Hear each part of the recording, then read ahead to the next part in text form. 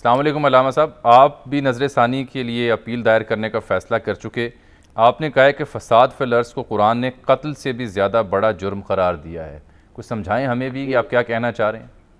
बिस्मिल्लाहिर्रहमानिर्रहीम। देखिए, जिस वक्त ये मामला हुआ था तो ये मामला आम मामला नहीं है। अगर आप इसको देखें तो जिस अंदाज से इसने जाके ये कत्ल किया और फिर उसके बाद जो सारी सूरत हाल कल तक सामने रही, तो ये है, एक शख्स ताकतवर है, उसके पास पैसा है, वो सड़क पे जाके बंदे को मार दे, कत्ल कर दे, दरिंदगी करे और उसके बाद अपने पैसे के बलबूते पे वो जेल भी नहीं जाता, अस्पताल में दाखिल रहता है और वो अपने पैसे के बलबूते और उसी ताकत के बलबूते पे मुद्दई जो है उसको भी वो अप्रोच कर लेता है या दबा लेता है। तो अगर मुआशरे में आप इस तरह इजाजत दे देंगे तो ये तो फिर हर दूसरा ताकतवर आदमी इस तरह के वाकयात करेगा और ये बहुत से वाकयात हमारे सामने आ भी रहे हैं। तो इसलिए हमने उस वक्त भी ये बात कही थी जब हाई कोर्ट का सिंध हाई कोर्ट में और इस पर पूछा गया था, तो हमने कहा था कि ये कत्ल से ज्यादा फसाद बिल अर्ज का मामला है, जो कि रियासत को अपने इख्तियार इस्तेमाल करते हुए इसको उस अंदाज में देखना चाहिए। इस पूरे वाक़े को सिर्फ एक कत्ल की नजर में नहीं देखना चाहिए, इस पूरे वाक़े को देखना चाहिए कि किया किस तरह गया, उसके बाद फिर उस मुजरिम की पुष्टपनाही कैसे हुई, उसका तहफ़्फ़ुज़ कैसे हुआ। उसके लिए अभी तो चंद दिन पहले ही तो महीना डेढ़ पहले कि अस्पताल में जिस तरह ये आजादाना और अय्याशी के साथ ये शख्स रह रहा था, तो इसको तो कहीं पर भी नजर नहीं आया कि कहीं कोई सजा नजर आई हो। या अल्लामा साहब, एक बात मुझे बताएं आप, ये 10 साल से ये मामला चल रहा है, आप किसी मरहले पर इसमें फरीक बने? आपने कोई दरख्वास्त दी अदालत में? आप फिर नहीं, बयान जारी करने से बात नहीं बनती, आप अदालत में गए? गुजारिश ये है, बिल्कुल एक खत जिस वक्त सिंध हाई कोर्ट ने ये किया था, तो मैं अभी चूंकि सफर में हूँ, लेकिन वो मैं खत आपकी खिदमत में भेज दूंगा जो हमने उस वक्त चीफ जस्टिस को लिखा था और chief justice Sindh high court को भी लिखा था कि ये फसाद बिल अर्ज का मामला है, ये एक कत्ल खाली नहीं है। अल्लामा साहब, फसाद बिल अर्ज से क्या मुराद है? बात सुने मुझे कि आपको भी मालूम है, आप माशाल्लाह एक पढ़े लिखे शख्स हैं, कि अदालतों को खत नहीं लिखे जाते,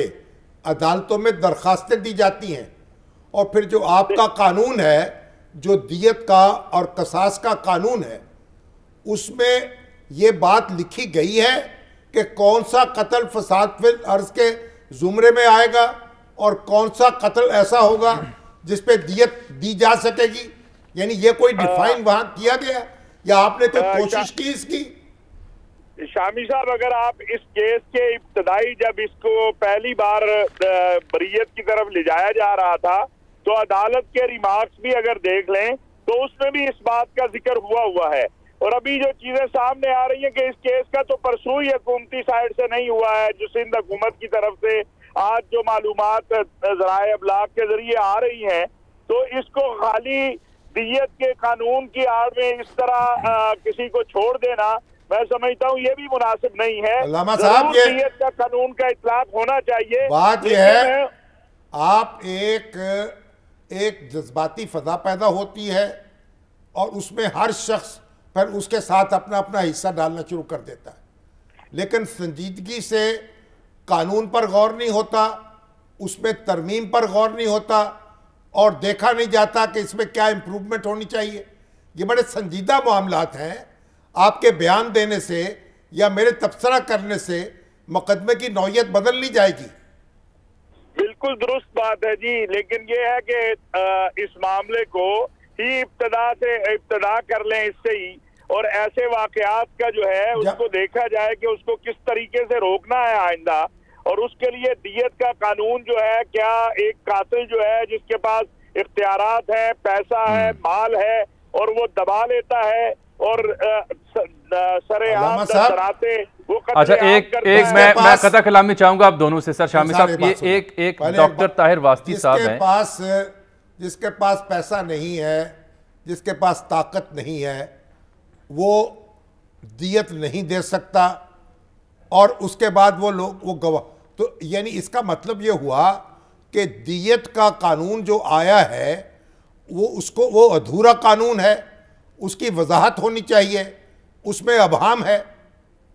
मैं समझता हूं कि ऐसे वाकयात जो हैं इसमें बिल्कुल वजाहत आनी चाहिए कि जो वाकयात मुआशरे के लिए फितने का सबब बने, जिन वाकयात से मुआशरे के लिए जो है कत्ल का रास्ता हमवार हो जाए और एक ताकतवर जो है वो कमजोर के ऊपर हावी हो जाए, तो वहां तो रियासत को खड़ा होना चाहिए। बात यह है कि आप इसमें नहीं है। ये देखिए, आप खामोश रहें, आप उलमा का,